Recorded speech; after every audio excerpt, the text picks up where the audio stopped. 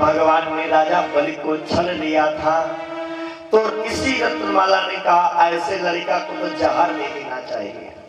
जब भगवान ने राजा बलि से 3 कदम पृथ्वी मांगी और 3 कदम पृथ्वी में तीनों लोग नाप लिए, तो रत्नमाला ने कहा ऐसे लड़का को तो जहर दे देना चाहिए। भगवान बोले वो भी इच्छा पूरी होगी। आज वही पूतना मां बनकर के भगवान को स्तनपान कराते हैं और अपने स्तनों में विष लगा करके भगवान को स्तनपान कराने जाती। तो ये प्रभु का दिया हुआ रत्नमाला को वरदान भी पूर्ण होना था, इसीलिए आज ये पूतना अपने स्तनों में कालकोटि नामक विष लगाकर भगवान को मारने जाते हैं। सुंदर सी गोपी का रूप बना करके पूतना पहुंच गई। अरे मैया, मैया यशोदा, हमारी गोपी कौन सी कहां से आई है? अरे मैया, मैंने सुना है कि तेने 80 वर्ष की उम्र में सुंदर से लाला को जन्म दयो, मैं तो रहो नहीं गयो, मैंने सोचो कि चले जा करके तेरे लाला के दर्शन करावे। मैया यशोदा बोली अच्छा अच्छा, कहाँ से आई है? अरे मैया, मैं तो बड़ी दूर से आई बरसाने से। अच्छा अच्छा, काकी चोरी है, काकी बहू है? अरे मैया, मोए वहां तो उनको नाम नहीं लो जाए। अच्छा चल कोई बात नहीं, जा वो देख मेरा लाला पालने में झूल रहा, पालने में सो रहा है, जा मेरे लाला के दर्शन कर ले। पूतना भगवान के पास पहुंच जाकर सुंदर सी गोपी का रूप बनाया। पूतना ने जैसे ही प्रभु की पालने की तरफ कदम को बढ़ाया, सुखदेव जी कहते हैं राजन, पूतना को देख करके भगवान श्री कृष्ण ने अपने नेत्रों को बंद कर लिया। परीक्षित जी कहने लगे भगवान, क्या मेरे ठाकुर जी पूतना को देख के डर गए जब उन्होंने अपने नेत्रों को बंद कर लिया? बोले ना, तो फिर क्यों बंद कर लिया? बोले पूतना अज्ञान रूपी अंधकार है और भगवान ज्ञान रूपी प्रकाश है। प्रभु के दाहिने आंख में सूर्य का निवास, बाईं आंख में चंद्रमा का निवास है, और जहां पर सूर्य और चंद्रमा की किरणें पड़ेंगी वहां कहीं अंधकार रह सकता है? बोले कदापि नहीं रह सकता। और यदि पूतना भगवान के सामने पहुंच जाती और मेरे ठाकुर जी पूतना को देख लेते,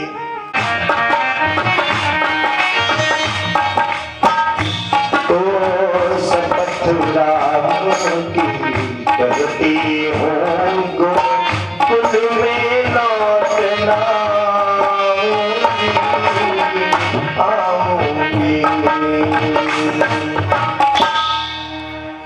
पूतना भगवान से अपने आप को छुड़ाने लग गई। कन्हैया कहते हैं सुन, पहली बात तो मैं किसी को इतनी जल्दी से पकड़ता नहीं, अरे जब मैं पकड़ लेता हूँ तो सोचे कितनी आसानी से छोड़ दूं, ऐसे तो छोड़ने वाला मैं नहीं हूँ।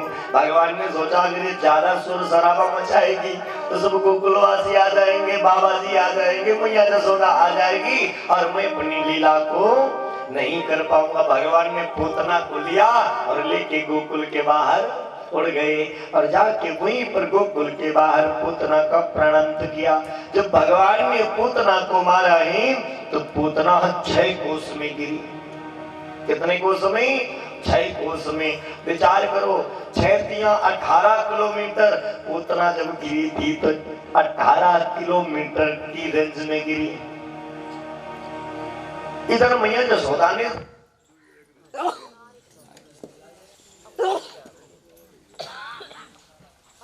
स्टार्ट कर गई सर। मैया आज तेरे कन्हैया के बड़े भाग थे जो ये बच गया।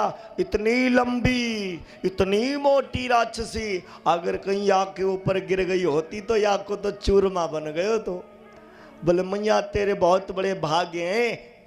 मैया ने अपने लाला को उठाया, प्रेम करने लगी, चुम्बन करने लगी कन्हैया का। अब ग्वाल वाले क्या कहते, ए मनसुखा देख कितनी लंबी है राक्षसी है, इतनी लंबी तो मैंने आज अपने जीवन में पहली बार राक्षसनी देखी। अच्छा ये बता अब इसको भला जलाया कैसे जाएगा? बोले सुन, इस कुल्हाड़ी बढ़िया सी लेके आ। दूसरे से कहा तू जा जल्दी से बढ़िया सा वो आरा लेकर के आ। हाँ, और उसी से इसको काट काट काट करके इसके शरीर को जला। जिस समय पूतना को जलाया गया है तो पूतना के शरीर से जो सुगंध निकली, उस सुगंध के द्वारा सारा गोकुल धाम महकने लगा। ग्वाल वाले कहते हैं, बाबा नंद कहते कि इस पूतना में ऐसा क्या था जो इसके द्वारा ये सारे गोकुल में खुशबू ही खुशबू छा गई। तो सुखदेव कहते हैं, सुखदेव महाराज कहते हैं, राजन जिसको चाहे जितना बड़ा भी पापी हो, मेरा ठाकुर जिसको छू लेता है, जिसको स्पर्श कर लेता है, उसके सारे पाप नष्ट हो जाते हैं। जिसको मेरे प्रभु जिस पर अपनी कृपा कर देते हैं, वो सभी पापों से निवृत्त हो जाता है, उसके सारे पाप नष्ट हो जाते हैं। इस प्रकार से भगवान ने पूतना का उद्धार किया है। इधर बाबा नंद आनंद के साथ में गोकुल में रह रहे, लेकिन बाबा वसुदेव और देवकी, मैया देवकी बैठे बैठे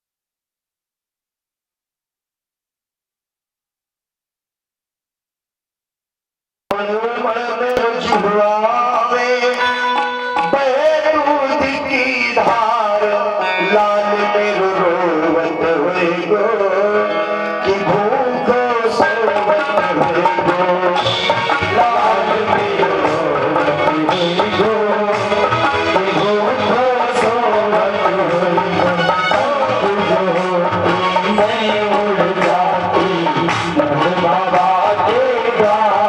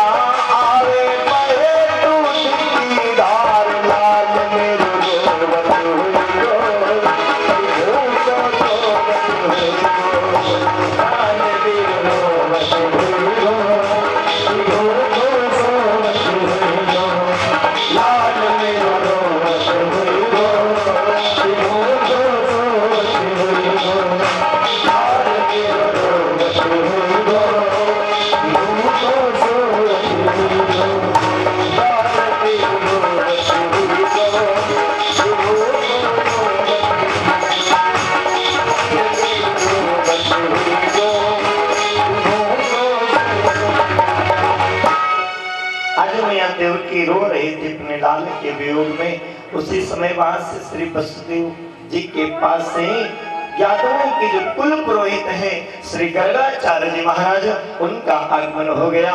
गर्गाचार्य जी महाराज से निवेदन किया कि प्रभु आप यादवों के कुल पुरोहित हैं, कृपा करके आप गोकुल को चले जाएं। बाबा नंद के वहां मेरा लाला पाला जा रहा है, उसके हाल खबर मुझे ला करके सुना दे, बड़ी महान कृपा होगी। गर्गाचार्य जी महाराज जैसे गोकुल में बाबा नंद के वहां आए, बाबा नंद ने देखा गर्गाचार्य जी का आगमन हुआ है। चरण पखार की नियति पूजा, मोहि समवाज धन्य नहीं दूजा। ही महाराज, आज ब्राह्मण देवता के चरण हमारे घर में, हमारे महलों में पड़ गए, हमारा तो जीवन धन्य होगा। आइए महाराज, अपने सिंहासन पर विराजमान किया, विविध भांति भोजन करवावा, अनेक अनेक प्रकार के व्यंजनों को मंगवा कर गर्गाचार्य जी महाराज को खिलाया। ब्राह्मण देवता ने भोजन को किया। उसके उपरांत मैया जसोदा आई और बाबा नंद से कहने लगी, बाबा देखो ब्राह्मण देवता आ गए, गर्गाचार्य जी आ गए हैं, तो ऐसा करो, मौका ये सही है, अपने लाला का नामकरण भी करवा लो, इसका नाम भी रखवा लो। हाँ सही तो रहेगा। बाबा नंद कहने लगे, महाराज आपका आगमन हुआ तो कृपा कर दो कि मेरे लाला का नामकरण कर दो। गर्गाचार्य जी कहते हैं, ठीक है बाबा, ऐसा करो। नामकरण करने के लिए दो जगहें बहुत सुंदर रहती हैं, या तो भगवान का मंदिर होना चाहिए या गौशाला होना चाहिए। जहाँ पर गौएं पाली जाती हो वहां पर अगर नामकरण किया जाता है तो वो बालक बहुत तरक्की करता, उन्नति करता है। बाबा नंद कहने लगे, महाराज तो हमारे यहाँ गौशाला तो बड़ा सुंदर बनाई, आप वहीं चलो। मैया जसोदा ने सोचा थोड़ा बाबा जी की परीक्षा भी दे जाए, क्योंकि गर्गाचार्य जी दिखने में थोड़ा काले ज्यादा है, दिखने में काले और बड़े ही साधारण लगते हैं, लेकिन बहुत ही ज्ञानी है। सुखदेव जी कहते हैं, राजन जैसे ही मैया जसोदा ने परीक्षा के लिए रोहिणी के पुत्र को अपनी गोद में ले लिया और लेकर गर्गाचार्य जी के पास पहुंची, महाराज ये मेरा लाल है, ऐसा करो इसका नामकरण कर दो। तो बाबा कहने लगे, मैया ये तेरो लाल तो नहीं है, ये तो रोहिणी का लाल तू लेकर के आई है, ऐसा कर अपना लाल ले आ, मैं इसका नामकरण कर दूंगी। मैया तो चक्कर में पड़ गई, मैंने तो सोचो बाबा कछु नहीं जानता होगा, बाबा तो बड़ा पहुंचा हुआ है। अरे बाबा चल कोई नहीं, आप खुद कर दो नामकरण, इसी का ही कर दो, और वो रोहिणी ले आएगी। बाबा ने सबसे पहले रोहिणी के पुत्र का नामकरण किया। ये जो रोहिणी के पुत्र हैं, ये पता है कौन है? श्री लखनलाल जो, जिसमें द्वापर में अवतार लेने को हुआ। भगवान राम ने लक्ष्मण से कहा, लक्ष्मण चलो अब समय आ गया है अवतार लेने का। तो लक्ष्मण जी कहने लगे, हम तो नहीं जाने वाले। क्यों? राम जी बोले, ऐसा क्यों भैया, क्यों नहीं चलोगे? बोले, हम नहीं आपके साथ जाएंगे, और जाएंगे तो एक ही शर्त पर जाएंगे कि जब आप हमें बड़े बन करके ले चलो और आप छोटे बन जाओ। क्योंकि जहां भी मैं आपको देखता हूँ, त्रेता युग में तो मैं परेशान हो गया आपके साथ में। कहीं समुद्र के आगे हाथ जोड़ करके खड़े हो, अरे जब मैं कह रहा हूँ ये सब ऐसे नहीं मानने वाले। विनय न मानते जल जड़ गए तेन दिन बेते, बोले राम सकोप तब भय बिन होय न प्रीति। ऐसे कहाँ मानने वाले? और मैं पहले ही बता रहा था, तब आप माने नहीं, और बाद में धनुष मान लेके खड़े हो गए। सदे साठम समाचरित। आजकल का युग तो ऐसा हो गया है कि मूर्ख के साथ में मूर्खता का ही व्यवहार करो, तभी विजय प्राप्त होगी।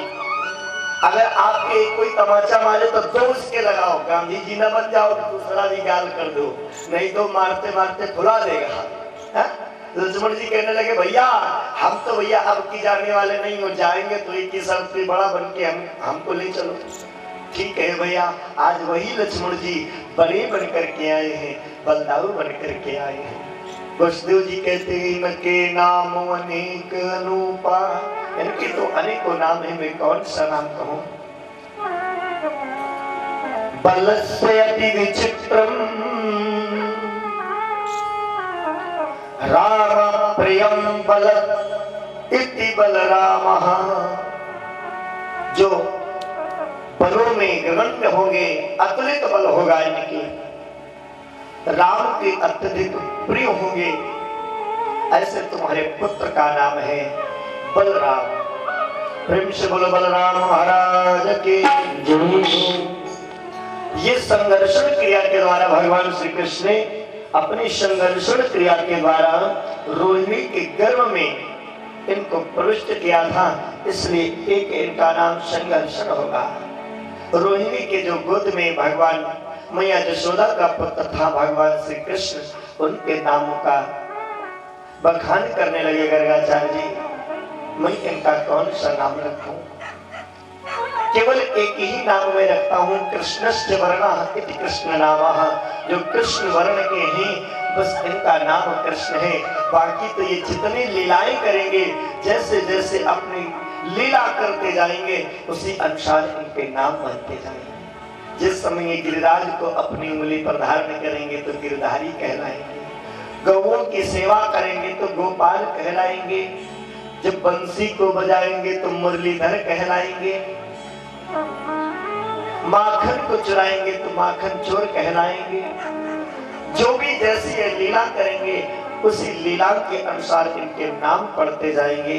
और वैसे इनका नाम कृष्ण वर्ण के हैं, इसलिए मैं इनका नाम कृष्ण रखता हूं। नामकरण किया। प्रेम से बोलो कृष्ण भगवान के जय। प्रभु का नामकरण हो गया। मैया यशोदा बोली बाबा जाना नहीं, आज रात्रि और रुक जाना, मैं तुम्हें कुछ राशन दे दूंगी और उस राशन से तुम अपने लिए भोजन बना लेना और भोजन पाकर के विश्राम करना, कल जाना है। बाबा बोले ठीक है। मैया ने सुंदर सा राशन दियो, बाबा को आटा दिया,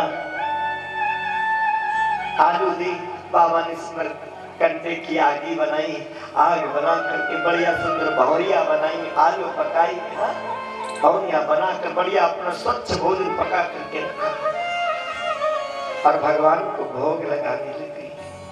मैया यशोदा नामकरण करा के लाई और अपने लाला को पालने में लेटा दिया।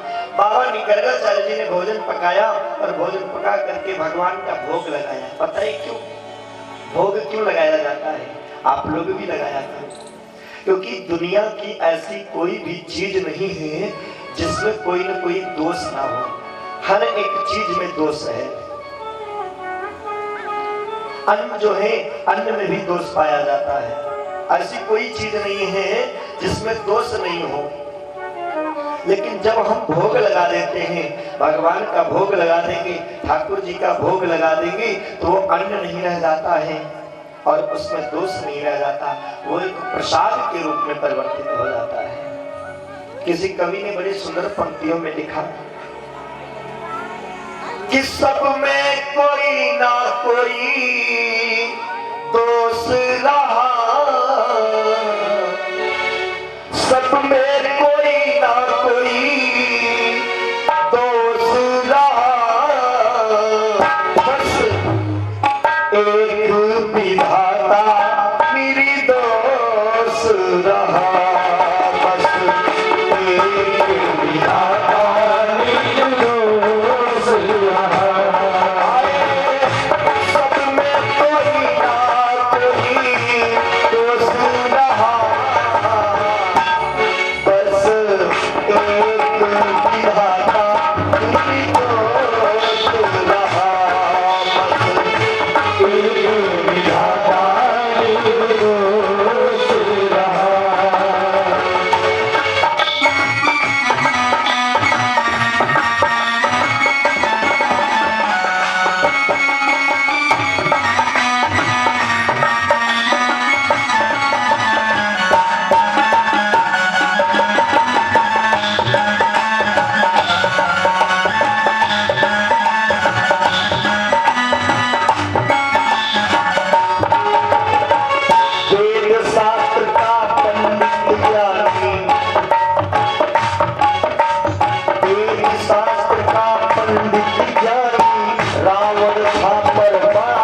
मान खूब शास्त्र का पंडित ज्ञानी रावण था पर बड़ा अभिमानी सीता को भक्त होकर सिया चुरा कर बैठा जीवन मानी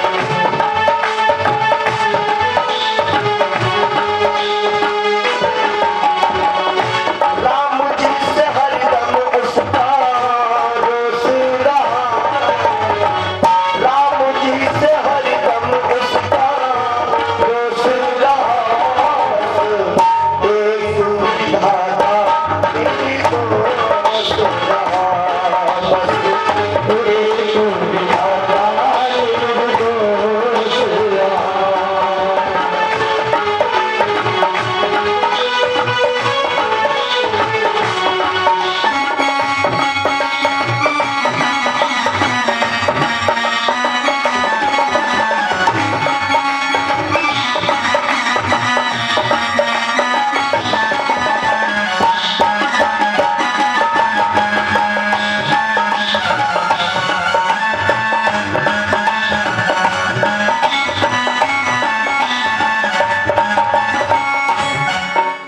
युधिष्ठिर धर्मपुत्र बलकारी उसमें ऐब जुएगा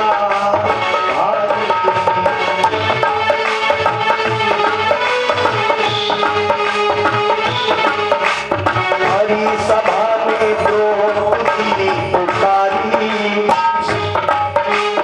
उसमें ऐब जुएगा था भारी हरी सभा में द्रौपदी पुकारी उसमें ऐब जुएगा था भारी सुन करके भीगो सुन करके भीगो खामोश रहा एक विधाता दोष रहा एक विधाता दोष रहा सब में कोई ना कोई दोष रहा सब में कोई ना कोई दोष रहा एक विधाता दोष रहा एक विधाता दोष रहा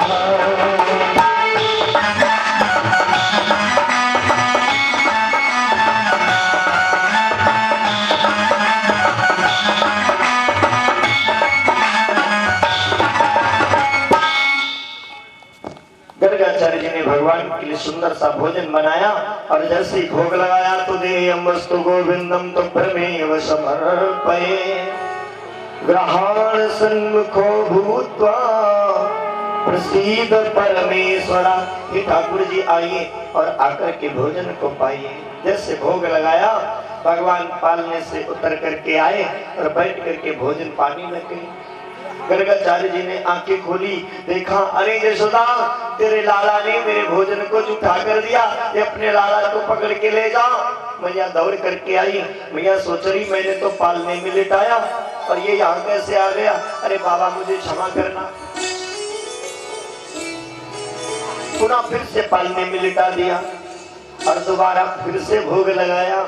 जैसे भोग लगाया तुदीयमस्तु गोविंदम तुभ्रमेव समर्पये। दोबारा फिर बाबा जी ने बना करके भोजन का सुंदर सा भोग लगाया। भगवान फिर प्रकट हो गए क्योंकि प्रभु मेरे भाव के भूखे हैं। हाँ? जरा मोहन को दिल से बुला के तो देख, प्रभु खींचे हुए बंधे हुए चले आएंगे। जरा मोहन को दिल से बुला के तो देख।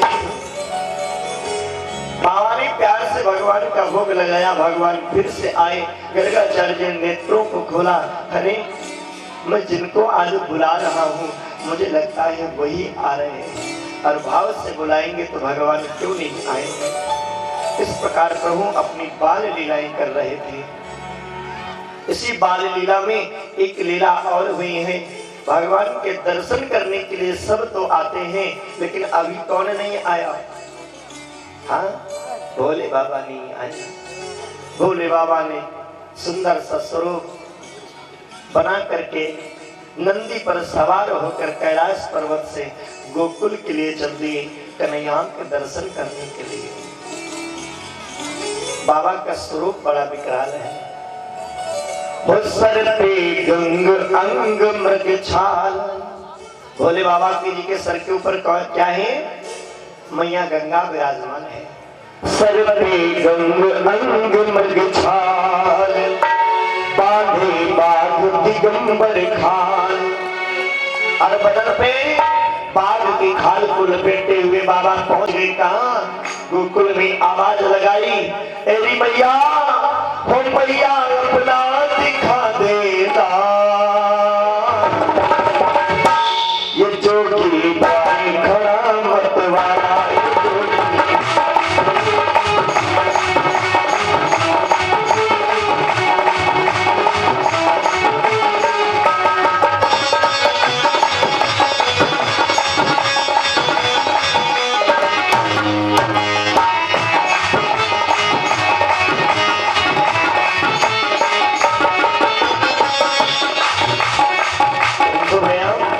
भोले बाबा के सर पे क्या है? सर पे गंग अंग मृग छाल, सर पे गंग अंग मृग छाल, बांधे बाघ दिगंबर खाल। मैया लाया दूरी देश से हाल, हो मैया अपना दिखा देना। ये जोगी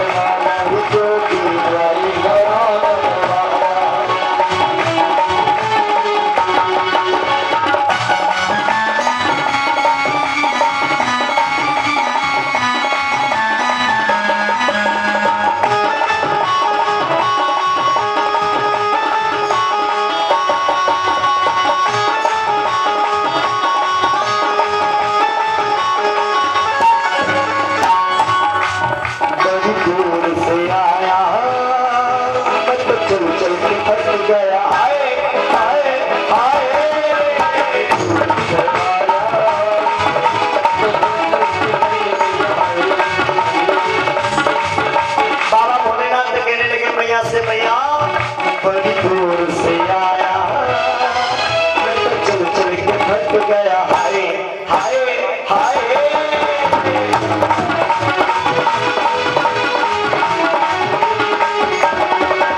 मैं दूर से आया, मारा मारा, दूर से आया, मारा मारा, जाने कौन भली मैया तुमने मगा पाला। ये जोगी, ये जोगी खड़ा मत वाला, ये जोगी खड़ा मत वाला, ये जोगी खड़ा मत वाला।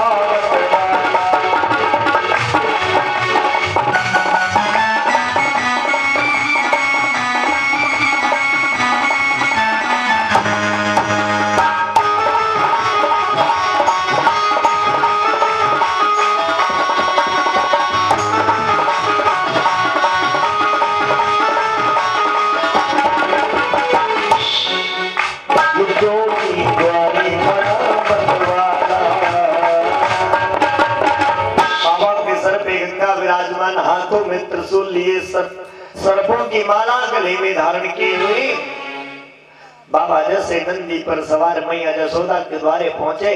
आवाज लगा दी, एरी मैया। मैया ने सोचो कौन आ गए हो? मैया ने जैसे किवाड़ खोले, हाँ बाबा कौन, क्या चाहिए? अरे मैया मैं कैलाश पर्वत से चल करके आया हूँ मैया, मैं तेरे लाला के दर्शन के लिए आया हूँ, दर्शन करवा दी। मैया बोली बाबा तुझे देख के तो मोह डर लागे और मैं अपने लाला के दर्शन करवाऊं। बोले मैया सो तो ना हो। मैया बोली बाबा सो तो ना हो। बाबा भोलेनाथ कहने लगे बड़ी दूर से चल के आए मैया, चलते चलते पैरों में छाले पड़ गए। मैया बहुत आस लेके आई तेरे लाला के दर्शन करने। मैया कहने लगी देख बाबा चाहे कछु हो जाए, मैं दर्शन तो नहीं करवाऊं, बाकी जो भी तुझे चाहिए हो सोना चांदी रुपया पैसा जो चाहिए सो ले ले, लेकिन अपने लाला के दर्शन न कराऊं। वैसे भी ना जाने कौन से रूप में कौन सा राक्षस आ जाए, सुध भी ना पता चले। एक गोपी आई और मैंने तो वहां को गोपी समझ करके अपने लाला के दर्शन करने भेज दे, और वह तो गोपी गोपी नहीं बल्कि राक्षस ही निकली। अब मैं तो भरोसों का ऊपर में हुए। बाबा कहने लगे मैया जो तू समझ रही वो मैं नहीं हूं, मैं कैलाश पर्वत से चल करके आया हूं तेरे लाला के दर्शन के लिए। मैया कहने लगी बाबा तू कहीं से भी आया हो लेकिन दर्शन नहीं करवाऊंगी, ये मेरी जिद है। तो बाबा भी कहने लगे मैया अगर तू दर्शन न करवाई तो मेरी भी जिद है कि जब तक दर्शन कर ना लूं तब तक मैं जाने वाला नहीं हूं। बाबा ने वहीं पर त्रिशूल गाड़ दिया और लगा दिया अपना सिंहासन। बाबा ने गाड़ा त्रिशूल, बोले अलाज निरंजन आज से मैं भी नहीं हिलने वाला जब तक दर्शन नहीं होंगे। बाबा ने लेकर के शंख और जैसे ही जोर से फूंका संकट ध्वनि बाबा ने कर दी। मैया बोली बाबा देखो ये शंख बजाना बंद कर दो, आपको बैठना ही जितनी देर मन आए उतनी देर बैठे रहना, लेकिन ये शंख बजाना बंद कर दो। मैया जैसे कहने लगी तो बाबा बोले देखो शंख बजाना मैं बंद कर दूंगा मैया, लेकिन मेरी शर्त मान लो अपने लाला के दर्शन करवा दो। मैया बोले बाबा तो फिर ये नहीं होने वाला, ये ले। मैया ने बंद कर दी किवाड़ा, अब दर्शन नहीं कराऊं तो नहीं कराऊं। बाबा ने फिर से शंख फूंकना शुरू कर दिया, एक बार दो बार, जैसे ही शंख लिया जोर से शंख को फूंका। मैया परेशान गुस्से में आई, ए बाबा तुम्हें जो भी चाहिए उसको ले ले लेकिन शंख बजाना बंद कर दे। बाबा कहने लगे मैया दूल्हा ला के दर्शन कराए दे यही चाहूं। बाबा सोचिए लड़ने से काम तो, मैया सोच रही लड़ने से तो काम नहीं बने वो, चलो हाथ जोड़ ले। अरे बाबा मत शंख बजाओ पूजू तेरे पाँव रे, पलना में सोवे मेरो जग जाए लाल रे, पलना में सोवे मेरो जग जाए लाल रे, पलना में सोवे मेरो जग जाए लाल रे।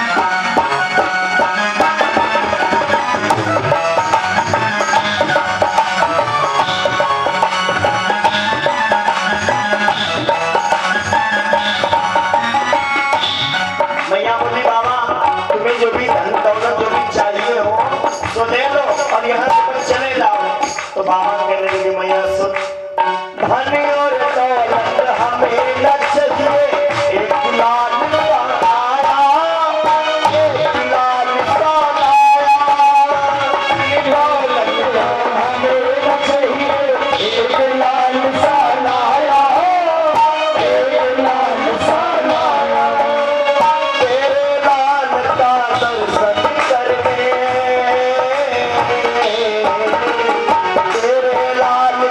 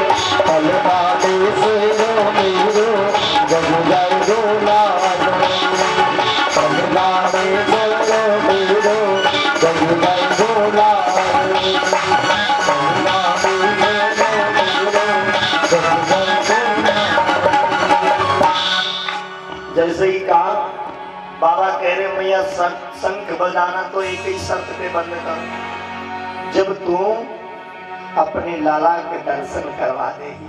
मैया बोली बाबा अगर तू हटिए तो मैं भी हटी, कमनी अब तू बजाए ले शंख, लेकिन मैं दर्शन ना करवाऊं। मैया ने पुनः फिर से गेट को बंद कर दो और अंदर चली गई। बाबा ने सोचो मैया भी कम जिद्दी नहीं, अब तो मैं दर्शन ना हो, इससे अच्छा है चल दे। बाबा ने त्रिशूल लिया, नंदी से कहा नंदी अब चलो दर्शन नहीं होने वाले। जैसे ही बाबा चल दिए, अब कन्हैया जी पालने में पड़े पड़े सोच रहे हैं मेरे प्रभु मुझे देखने के लिए आए और मैया ने बिना दर्शन कराए ही भेज दिया। भगवान ने अपनी लीला रच दी। प्रभु पालने में लेटे लेटे रोने लग गए। जब रोने लगी मैया दौड़ पड़ी, अरे लाला क्यों रोने लग गया, गोद में लिया, अरे चुप हो जा चुप हो जा, बड़ा प्रेम करने लगी। अच्छा भूखा होगा दूध पिलाने लगी, अच्छा अब तो चुप हो जा। कन्हैया जी चुप होने वाले नहीं। मैया ने सोचो कहीं ऐसा तो नहीं कि वो बाबा ने कछु जादू टोना चलाए दो हो। मैया ने कन्हैया को लेके दीवानों को खोला, हाय रे वो बाबा भी नहीं। अब तो पूरा शक हो गया वो बाबा ही कुछ जादू टोना करके गए। मैया ने झट से कन्हैया को पालने में लेटाओ। अब दौड़ दौड़ देखी बाबा किधर गए, किधर वो बाबा जाए, बाबा बाबा बाबा भोलेनाथ में सोचो मैया बड़ी जोर जोर से चीख रही है और इतनी जोर दौड़ती आ रही, मुझे लगता कोई गलती हो गई, मैया पिटाई न लगा दे। नंदी से बोले नंदी थोड़ा और जल्दी जल्दी चलो। अब मैया पीछे पीछे मैया सोच रही है बाबा क्यों भाग रहे, अरे बाबा रुक जाओ ठहर जाओ बाबा। बाबा ने सोचा लगता कोई बात है, रुक गए। क्या बात है मैया, अरे बाबा ये बताओ तुम जादू टोना जानते हो कि नहीं। बाबा ने सोचो क्या मतलब है, अरे मैया बात बता। अरे मेरे लाला के ऊपर किसी ने कछु जादू टोना कर दो, वो रोना नहीं बंद कर रहा। बाबा तुम अगर कुछ जानते हो झाड़ना फूकना तो बताओ। बाबा बोले हाँ सो तो मैं बहुत अच्छे से जानू। चलो बाबा भाई, बाबा को पकड़ के मैया लाई। बाबा यहीं पे रुकना, मैं अभी अपने लाला को ला रही हूँ और तुम फूंक डाल देना। मैया गई अंदर, कन्हैया को लिया भाग के ऊपर। गर्मी का सीजन को कमर हो जाए लाद करके कन्हैया को ढक के लाई। बाबा बोले नाथ में देखो ये मैया है बावरी हो गई है, का लाला मर जावेगो, ये का करके लाई है। बोले देखो बाबा मैं तो अपने लाला के दर्शन ना कराऊं, दिखाऊंगी नहीं, अगर कहीं मेरे लाला ने तो देख लियो तो जीते जी मर जावेगो। बाबा बोले अरे मैया अगर तू मैं नहीं दिखावेगी तो मैं फूंक कैसे डालूंगा ये रजैयन के ऊपर। बोले सो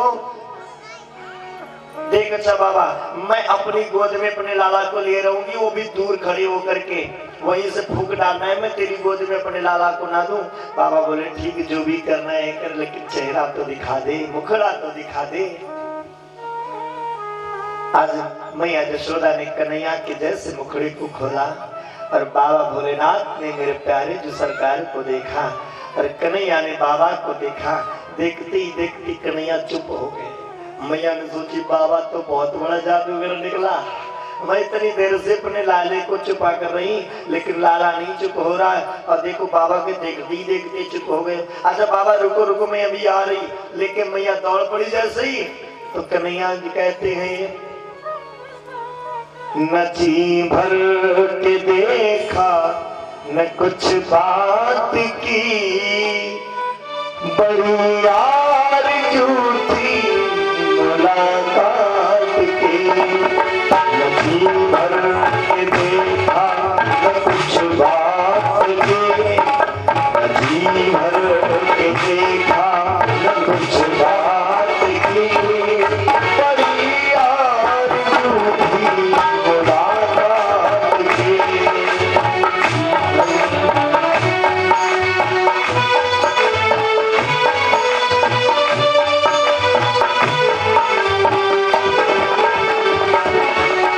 जी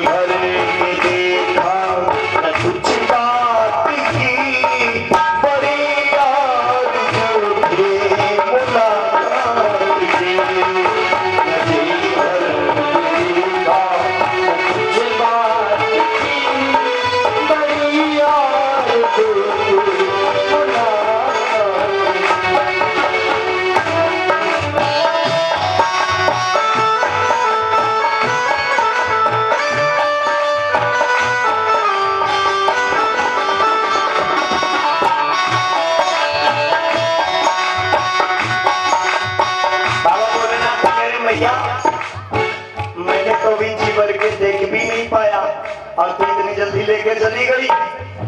जैसे ही अंदर लेके गई कन्हैया फिर रोने लग गए। मैया सोची ये क्यों रोने लग गया? अरे चुप हो जा लाला, नहीं चुप हो रहे। मैया फिर लेके आई। बाबा कह रहे हैं अपने प्यारे जी कन्हैया से कि ठाकुर थोड़ा देख तो लेने दो, जी भर जाने दो।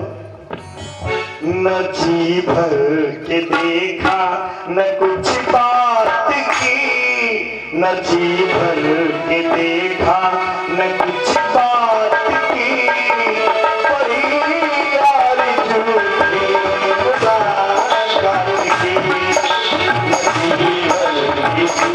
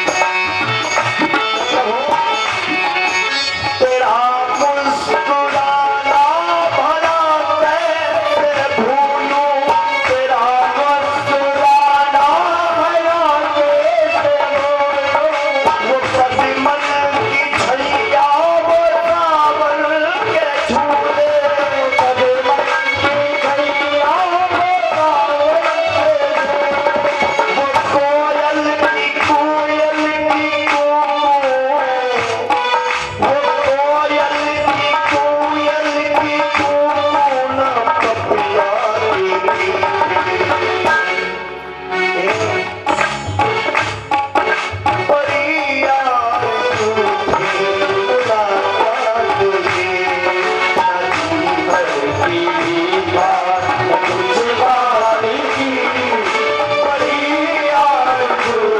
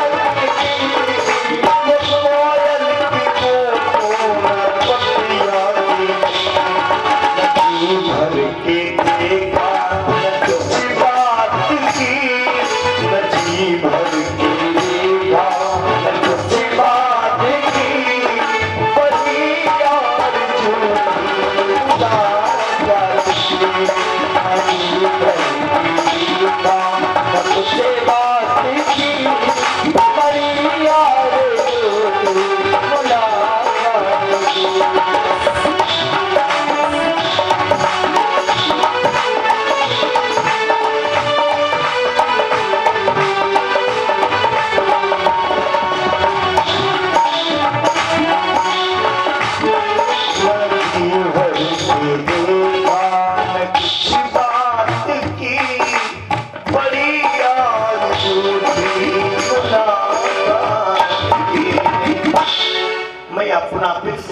बाबा देखो मेरा लाला रोना नहीं बंद कर रहा है, हमें लगता है तुमने सही से फूंक नहीं डाली।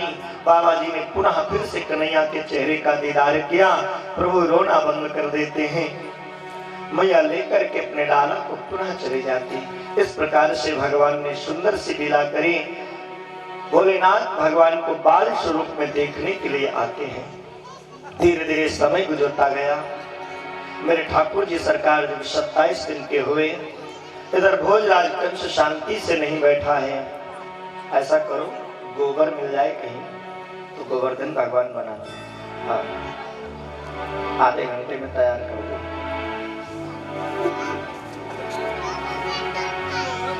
प्रेम से बोलो कृष्ण कन्हैया लाल की जय, राधा रानी सरकार की जय। मेरे ठाकुर जी सरकार 27 दिन के जब हुए, मैया जशोदा के वहां एक सुंदर से जयवनार का आयोजन था। सभी नगरवासी, वर्षा निवासी, गोकुलवासी सब आए हुए थे। बड़ी भीड़ लगी हुई थी। और उधर कंस ने भगवान कृष्ण को मारने के लिए सकटासुर नाम के दैत्य को भेजा है। जाओ कन्हैया को मार दो। मैया जशोदा के घर में एक छकड़ा है। छकड़ा जानते हैं ना, बैलगाड़ी को बोलते हैं। मैया ने सोचा कितनी भीड़ है, मैं अपने लाला को कहाँ लिटाऊंगी, तो ऐसा उन्होंने छकड़े के नीचे ही पालने को बांध दिया और उसी पालने में कृष्ण और बलराम दोनों को लिटा दिया। मैया अपने कार्यों में लगी, कार्य करने लगी। इधर सकटासुर जो है, सकटासुर नामक दैत्य उसी बैलगाड़ी के ऊपर बैठा इंतजार कर रहा है, कब मुझे मौका मिल जाए तो मैं बैलगाड़ी को लेकर के जाऊं और कृष्ण बलराम दोनों को मारूं। कन्हैया जी इंतजार कर रहे कि हमें कब मौका मिले तो हम तुम्हें मार दें। छोटे बच्चों की आदत होती है कि पैर के अंगूठे को मुंह में डाल डालकर चूसने की। भगवान भी अपने पैर के अंगूठे को बार बार मुंह में डालते हैं और मुंह में डाल डाल करके पीते हैं। ऐसे ही पीते पीते एक बार पैर का अंगूठा छूट गया, वो जाके छकड़े में लगा। जैसे ही छकड़े में लगा तो छकड़ा उड़ गया, उसके ऊपर सकटासुर बैठा हुआ था। भगवान ने छकड़े को उल्टा करके डाला, जिससे गिराया तो सकटासुर नीचे दब करके मर गया। भगवान ने सकटासुर नाम के दैत्य का उद्धार किया। भगवान के हाथों से जो भी मरता है वो मरता नहीं, बल्कि उसका उद्धार हो जाता है। मेरे प्रभु ने सकटासुर नाम के दैत्य का उद्धार किया। प्रेम से बोलो नारायण भगवान की जय। धीरे धीरे समय व्यतीत होता गया। एक दिन के बाद मैया जसोदा की गोद में कन्हैया बैठे हैं। मैया जसोदा स्तनपान करा रही थी। पास में मटकियां रखी है, दही भी मथने को है। लाला जल्दी से तू दूध पी ले और मैं जल्दी से ये भी काम निपटा लूं। तो कन्हैया अपने मैया जशोदा से तोतली भाषा में कहते हैं, माँ मुझे तू ये बता कि तुझे दूध प्रिय है या पोत प्रिय है? तू दूध को ज्यादा चाहती है या पूत को ज्यादा चाहती है? तो मैया कहने लगी, लाला मुझे दूध कहा, मुझे तो पूत प्यारा है, मुझे तो तू प्यारा है। कन्हैया बोले, सच मैया तू सच्ची कह रही है? हाँ सच्ची भी तो कह रही हूँ। तब तक उसी समय रोहिणी ने आवाज लगा दी, ए मैया तूने जो दूध आग पे चढ़ाया था वो दूध उबाल मार रहा है। मैया ने सुना, कन्हैया को दूध पिलाना बंद कर दिया, दौड़ पड़ी। कन्हैया कहने लगे, देख अभी तो मैया कह रही थी कि मुझे पूत प्यारा है और देखो दौड़ पड़ी दूध के पीछे। कन्हैया जी को क्रोध आ गया। एक ईंटा पत्थर पड़ा हुआ था, उसको उठाया और जो मटकी रखी थी मैया दही मिथने के लिए बैठी थी, उसी में मारा। मार के जो भी दही निकला खूब खाया। खाकर के चुपचाप बैठ गए। अरे मैया आई, मैया ने देखो, अरे कन्हैया तेने ये क्या कर दो, सारी माखन को फैला दियो, सारे माखन को बिखेर दो, मटकी भी तेने फोड़ दी, तूने माखन खाया? कन्हैया बोले, सारा माखन मुंह में लगा है। मैया पूछ रही, तूने माखन खाया? कन्हैया बोलते हूँ, अभी तेरी मैं पिटाई लगाऊंगी, बड़ा शैतान हो गया है तू। एक छड़ी ली और छड़ी लेकर कन्हैया को जैसे दौड़ाने लग गई। मैया कन्हैया जो घुटने के बल दौड़ते दौड़ते उस पॉइंट में पहुंच गए जहां पर ओखर खड़ा हुआ था। वहां जाकर छिप गए। मैया कहती, तू चाहे जितना बचना चाहे लेकिन बच नहीं सकता है। तो छिपना चाहे जितना चाहे, जहां छिपना चाहे, मुझसे नहीं छिप सकता। अभी मैं तुझे किसी उखल में बांधती हूँ। एक रस्सी लाई मैया और रस्सी ला करके कन्हैया को उखल में बांधने लग गई।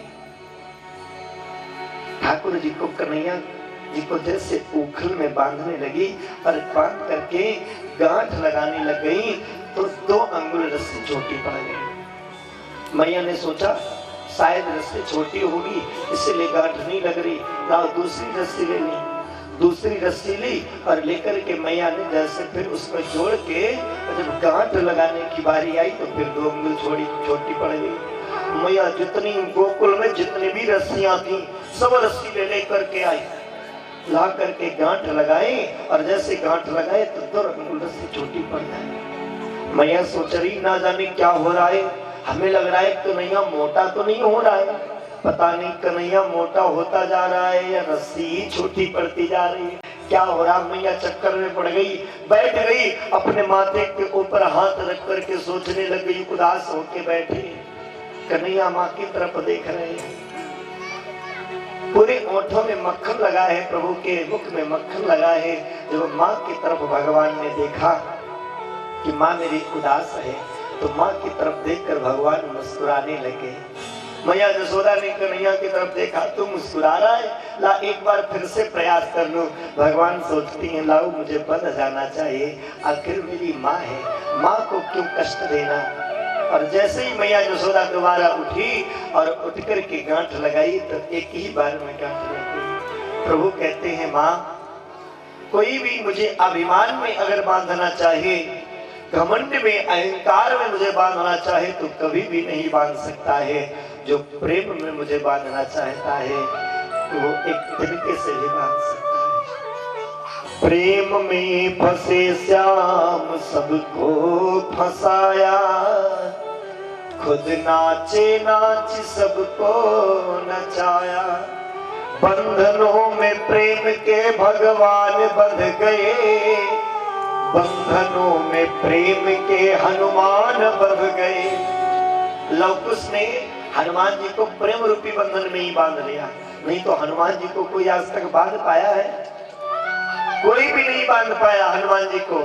मेघनाद भी जब हनुमान जी के ऊपर ब्रह्मास्त्र का प्रयोग करता है तो हनुमान जी मन में विचार करते हैं कि जौन ब्रह्म सर मानव तुम महिमा मिटई अपार।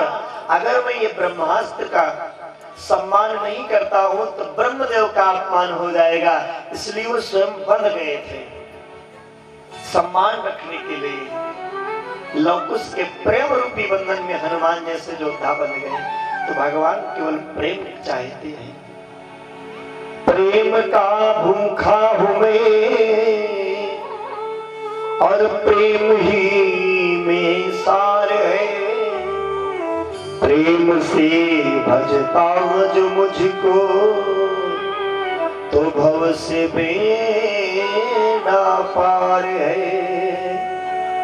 जो प्रेम से मुझे भजता है, प्रेम से मुझे बांधता है, मैं उसके सदैव बंधन में बंध जाता हूँ। ठाकुर जी महाराज कहते हैं मैया कन्हैया को बांध करके चली गई।